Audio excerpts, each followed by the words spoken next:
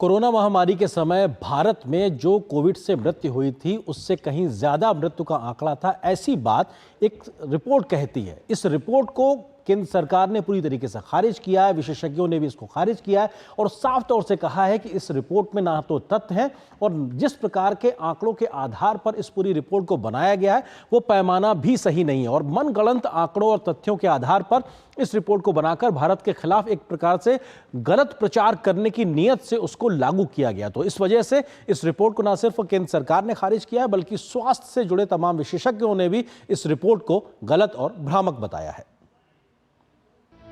2020 में कोरोना महामारी के दौरान अत्यधिक मौतों का दावा करने वाले एक अध्ययन को सरकार ने खारिज कर दिया है। वहीं विशेषज्ञों ने भी इस रिपोर्ट को भ्रामक और तथ्यहीन बताया है। विशेषज्ञों का कहना है कि रिपोर्ट न केवल अस्थिर और अस्वीकार्य अनुमानों पर आधारित है, बल्कि पूरी प्रक्रिया में ही गंभीर खामियां हैं।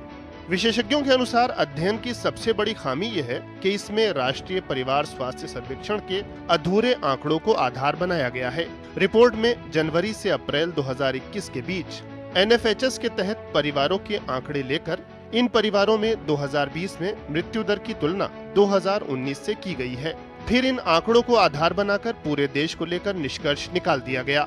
विशेषज्ञों का कहना है कि NFHS नमूना केवल तभी देशव्यापी निष्कर्ष के लिए आधार बन सकता है जबकि इसे समग्र रूप से लिया जाए। सरकार और विशेषज्ञों का कहना है कि इस विश्लेषण में शामिल 14 राज्यों के 23% परिवारों का अध्ययन देशव्यापी नतीजों का आधार नहीं बनाया जा सकता।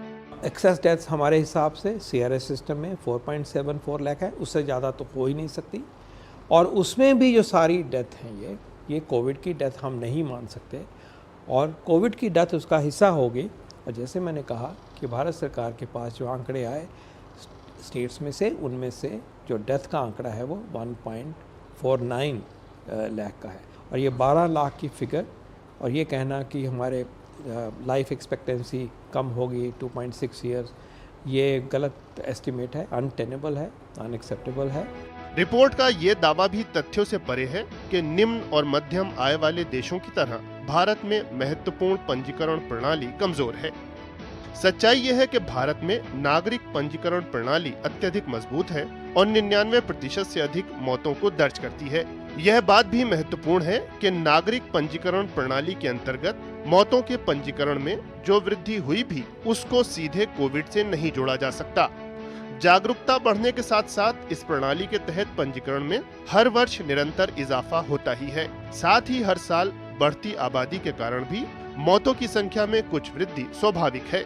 ये सब जब रिपोर्ट ऑक्सफोर्ड वाले जो इसको कहते हैं वो उनका करने का आधार ये है कि ये जो डेटा है सिविल रजिस्ट्रेशन का वो दूसरे देशों में जो विकसित देश हैं उनमें तो बहुत अच्छा होता है, लेकिन भारत में वो दृढ़ नहीं है।